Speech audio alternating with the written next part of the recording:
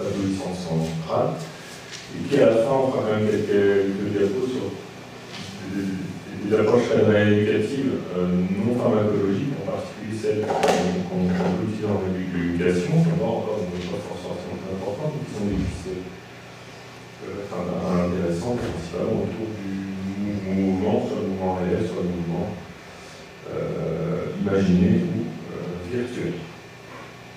Donc déjà, est-ce que c'est un problème les douleurs centrales chez les patients à lésion cérébrale ou lésion médulaire?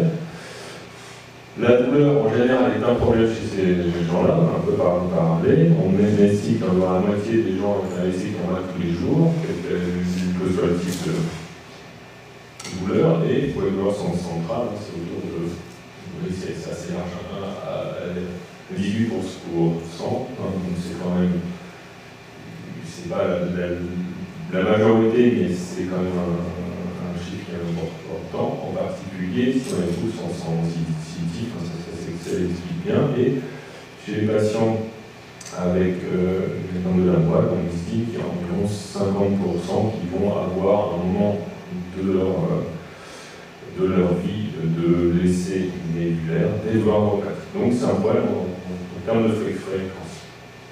C'est un problème par les conséquences que ça va avoir. Alors je vais aller vite parce qu'on va en reparler plus dans des détails, mais toute douleur neuropathique a ces conséquences-là, clairement, vous le savez bien. Après, on part notamment chez les gens qui ont des lésions cérébrales, avec la lésion elle-même, qui va entraîner ces conséquences-là. On va avoir une charge en plus, je dirais, sur ces conséquences, et on peut aussi s'interroger sur le fait que ces douleurs, notamment quand on les a à la phase subaiguë dans les premiers mois, elles vont aussi freiner la pente de leur récupération. Voilà. Alors, est-ce que c'est toujours un problème? On a chez les patients cette notion des fois que si ça fait mal, alors qu'on ne sent plus rien, si on commence à sentir les choses, c'est que ça travaille, c'est que ça veut dire quelque chose en termes de récupération. Et ça, on l'a quand même relativement souvent. Et puis d'un autre côté, quand on prend en charge des gens qui passent par une phase de mobilité, etc., et qu'on les remet au travail, c'est comme quand on fait pas de sport et qu'on fait du sport, ça peut faire un petit peu mal. Hein. Donc on a cette double casquette là. Et donc, voilà, je pense qu'il faut être clair dans le cadre de ces douleurs centrales, la douleur elle-même ne peut pas être prise comme un marqueur de récupération, clairement. Oui, elle doit être maîtrisée, mais oui, effectivement, quand on reprend le mouvement, quand on fait de la rééducation, c'est comme quand on s'entraîne en sport, il peut y avoir des douleurs qui ne sont plus souvent pas des douleurs neuropathiques, ce sont des douleurs plus mécaniques. Il faut savoir traiter, mais il faut savoir aussi expliquer aux personnes que oui, on n'a rien sans rien. Alors, le premier problème lié aux douleurs neuropathiques chez ces patients-là, c'est un problème diagnostique.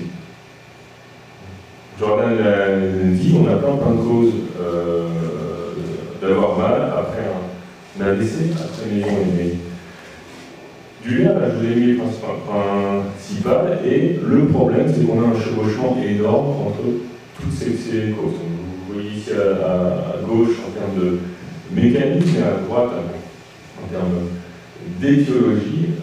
Par exemple, une épaule douloureuse, ça peut être tout et n'importe quoi chez un patient. Donc des tableaux très intriqués, en plus des tableaux qui vont s'influencer l'un l'autre. Je vais être plus douloureuse sur un neuropathique, donc je vais être plus spastique, je vais être plus spastique, donc je vais avoir plus de douleurs musculo-squelettiques, et ça va renforcer encore mes douleurs neuropathiques, et on est dans l'essai de circulation. Alors, il y a des gens qui ont essayé quand même d'avoir des critères un petit peu francs. Alors, vous voyez, c'est un exemple ici de RECO de 2016. Qu'est-ce qu'on a? On a des douleurs neuropathiques, c'est la partie basse ici, dans un contexte d'AVC, voilà, et en excluant toutes les autres causes. Donc, parfois, quand on se retrouve là-dedans, on va à la pêche au cygne, on va à la pêche. Des fois, la pêche est fructueuse et des fois, on s'en sort pas du tout. Donc, on arrive à faire des tests. Alors, certes, aussi à faire des examens cliniques, clairement, mais même des fois, des examens cliniques, on ne s'en sort pas trop. Donc, c'est là qu'on arrive à faire des tests thérapeutiques sans trop de certitude sur les mécanismes des douleurs. Alors, est-ce qu'on a des localisations préférentielles? C'est celle de la voie spinothalamique, mais pas que, avec des tableaux très caractéristiques. Le syndrome de Wallenberg, ici, cette lésion, vous voyez, très attaque, mais qui touche une zone vraiment stratégique au niveau de la fossette latérale du bulbe, pardon.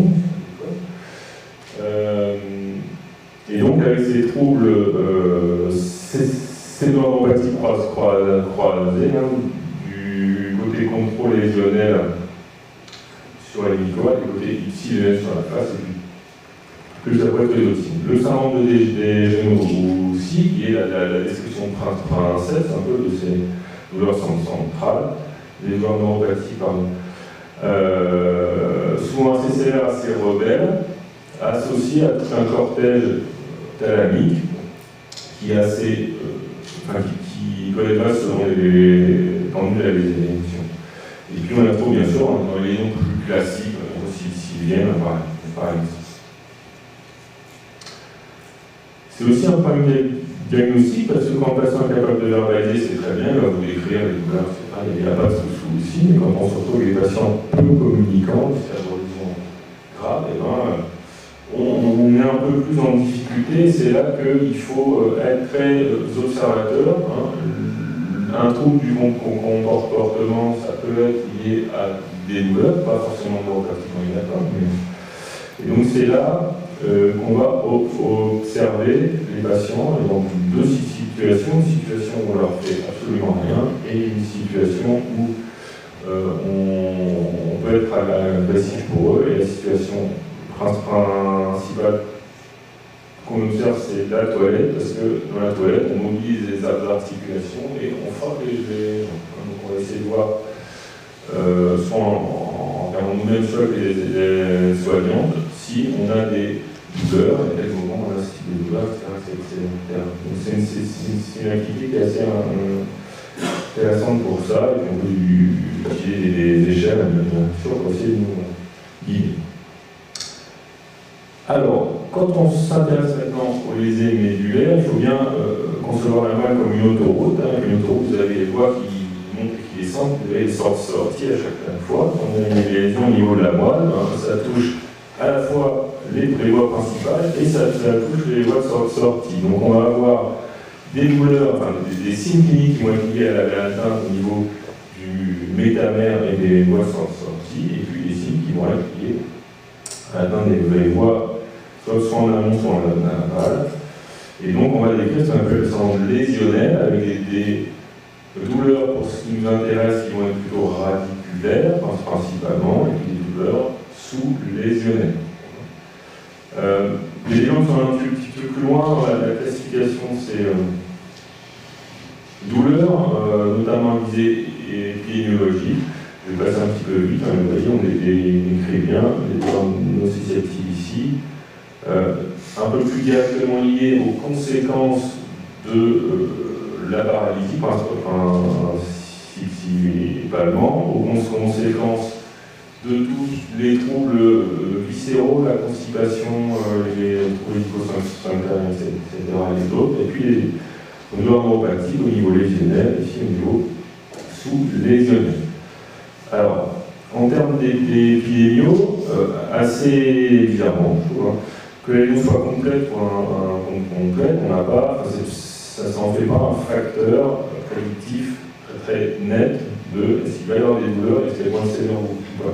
Les facteurs qui ont été identifiés, c'est l'âge, c'est les traumas peut-être un petit peu plus larges, on va dire, des traumas balistiques, et puis votre douleur a plus de chances d'être chronique si elle s'installe vite. Ça, c'est un marqueur qui peut être aussi intéressant. Et donc les douleurs au niveau lésionnel apparaissent plus vite sont un peu moins fréquentes à distance, à l'inverse des douleurs au niveau sous-lésionnel qui apparaissent qui apparaissent de manière plus retardée, qui sont plus prévalentes, un peu plus tard, un effet de croisement. J'en ai déjà parlé un petit peu, hein. On ne peut pas envisager la douleur neuropathique centrale sans les autres. Alors je vous donne ici un exemple dont j'ai déjà un peu parlé, l'implication entre la spasticité, les douleurs centrales, les douleurs ostéo-articulaires, et même des choses qui peuvent se passer très très loin. Hein. On va avoir une plaie en train d'orteil, ça va renforcer l'hypertonie du membre reçu, parfois de manière très très forte, et puis ça va majorer les autres douleurs. Et là c'est un autre exemple, on a très souvent, mais c'est donc assez marquant, c'est des gens avec des grippes d'orteil qui s'en plaignent. Il y en a qui s'en plaignent parce que ça, voilà, vous avez ici l'orteil qui frappe sur le sol, c'est un peu mécanique, mais vous avez souvent des gens qui s'en plaignent parce qu'ils ont mal au niveau du dos des orteils, et quand on creuse un petit peu, ce qui se passe, c'est qu'ils ont des douleurs neuropathiques au niveau des orteils qui ont une allodynie, et le fait d'avoir une griffe, ben, ça va stimuler cette allodynie. Donc là, ben, il faut traiter la douleur neuropathique, certes, il faut peut-être aussi traiter la griffe pour qu'on ait moins ce trigger. Et puis enfin, pour finir, quelques pièges, c'est pas parce qu'on a une cause centrale qu'on n'a pas le droit, notamment après un décès, qu'on est diabétique, on n'a pas le droit d'avoir une cause de ce périph'. Et puis il y a un symptôme qui est assez fréquent pour nous, qui est la notion de crampe, voilà, qui est assez vague et qui peut être neuropathique, qui peut être spastique, qui peut être confondu avec l'ensemble des gens sans repos la nuit, qui peut être dans une base vasculaire. Donc on a vraiment pas mal de difficulté parfois à essayer de détricoter ce symptôme. Voilà. Le deuxième volet de spécificité, c'est le retentissement des douleurs. Alors, une douleur, c'est un retentissement psychologique clair, quelle que soit la cause. Là encore, double peine, hein, on a un retentissement psychologique du handicap au sens large, et on a cette douleur qui vient en plus. D'autant plus que les gens ne comprennent clairement pas, parfois, comment on peut avoir des troubles sensitifs forts, voire moyens, sans se sentir du tout. Vous avez des paraplégiques chez qui on peut faire des soins des SCAR sans aucun traitement antalgique, sans rien. Et puis en même temps, on va ressentir des douleurs qui seront parfois très très fortes, qui sont des douleurs neuropathiques. Donc on a des fois cette incompréhension qui est la même, par exemple, que les gens qu'on les a amputés, qui ont plus de bras, qui ont mal au bras. Donc il y a un gros travail de civilisation. La douleur neuropathique, ça gêne clairement les comportements moteurs et posturaux, parce que c'est un facteur d'immobilité, et quand on est immobile, on récupère pas, en tout cas on a moins de chances de récupérer. Deux, ça va freiner certaines prises en charge, on a notamment des allodynies sévères qui nous gênent assez fortement dans la rééducation. Et trois, parce que, clairement, c'est le cas des allodynies plantaires, par exemple, ou des douleurs neuropathiques qui sont déclenchées par certains comportements à la marche, où voilà, on va avoir une gêne qui va être très forte. La fatigue, alors la fatigue, c'est quelque chose qui est extrêmement fréquent, notamment après l'émotion cérébrale, plein de mécanismes différents. Elle va être renforcée par les douleurs de manière claire, et cette fatigue elle-même, elle va avoir un retentissement qui est assez fort, en particulier sur le comportement, sur la cognition. Donc le sommeil, la baisse de la fatigabilité est un objectif majeur pour nous, et le traitement des neuropathiques doit aussi servir à ça. On verra après qu'il y a un tir vert, c'est qu'il y a beaucoup de traitements qu'on donne, qui sont aujourd'hui eux-mêmes de fatigue, mais des fois on a l'entre-deux qui est compliqué. La cognition, j'en ai déjà parlé, alors ça a des implications assez concrètes, si on prend en compte la douleur. Chez le cérébroïde grave, même parfois très précocement réa, on ne peut pas évaluer le niveau d'éveil, en tout cas le niveau d'éveil qui est le bon, sans qu'on ait pris en charge tous les facteurs qui perturbent cet éveil, en particulier la douleur. Ça arrive souvent, par exemple, quand on évalue des gens en réel, même très précocement, qu'on adapte d'abord toute une série de choses, dont le traitement de la douleur, avant d'avoir un avis et une opinion. L'interprétation prudente des violences psychologiques, des facteurs de vivance, et ça ne sert à rien de faire un lien d'ailleurs chez un patient qui a très mal, on essaie de décaler les choses, la prise en charge de la douleur, voilà, et la prudence de la prise en charge de la douleur, ben ça c'est encore cet entre deux où il faut la prendre en charge certes, mais il faut aussi savoir préserver, enfin en tout cas être prudent sur les effets indésirables potentiels de traitement. Alors quels sont justement, pour finir cette première partie, les problèmes potentiels liés à la prise en charge? On va voir d'abord les traitements médicamenteux, pareil, pas voir lesquels sont indiqués, mais quelles précautions on doit prendre dans leur utilisation. 2. Les spécificités liées aux problématiques d'adhésion au traitement chez ces patients-là, parce que l'adhésion au traitement chez les patients douloureux chroniques, c'est un problème qui est global, hein, il y a des spécificités chez eux. On fera un petit diapo sur la structure, etc. Les traitements médicamenteux, notamment le premier à leur tolérance, le premier problème potentiel, j'en ai parlé, c'est la fatigue. Si on prend toute la gamme de traitements médicamenteux, notamment qu'on peut proposer, il y en a quand même beaucoup qui sont rapides du fatigue. Le risque de dégradation sur le plan cognitivo-comportemental, il ne faut pas les négliger, il est parfois très important. Nous, on fait assez souvent des suites de traitement. Alors, il est présent tricyclique, en particulier quand l'âge des patients augmente. Il est présent certains antiépileptiques, alors pas tellement ceux qu'on utilise dans les orthopathies classiquement, mais je dévie un petit peu, dans le Keppra, on a assez régulièrement des patients qui décompensent sur le plan comportemental, il y a un switch, il y a d'autres antiépileptiques, les morphiniques, les cannabinoïdes, alors c'est encore un peu expérimental, mais nous, dans l'indication c'est assez douloureuse, on a eu des patients inclus, et une proportion, alors clairement pas la majorité, mais ils ont eu quand même fatigabilité beaucoup plus importante, et puis un ralentissement psychomoteur, avec le THC d'ailleurs, qui pouvait avoir un impact assez significatif. Et puis, ce risque va monter quand on va associer bien sûr différents traitements qui focusent à droite sur la plasticité cérébrale. Alors, nous, on est assez large dans l'utilisation des IRS et des IRSNA parce qu'ils ont un rôle pro-plastique au moins sur le plan théorique, et il y a quelques études qui ont montré par exemple que le Prozac, on pouvait faciliter un petit peu la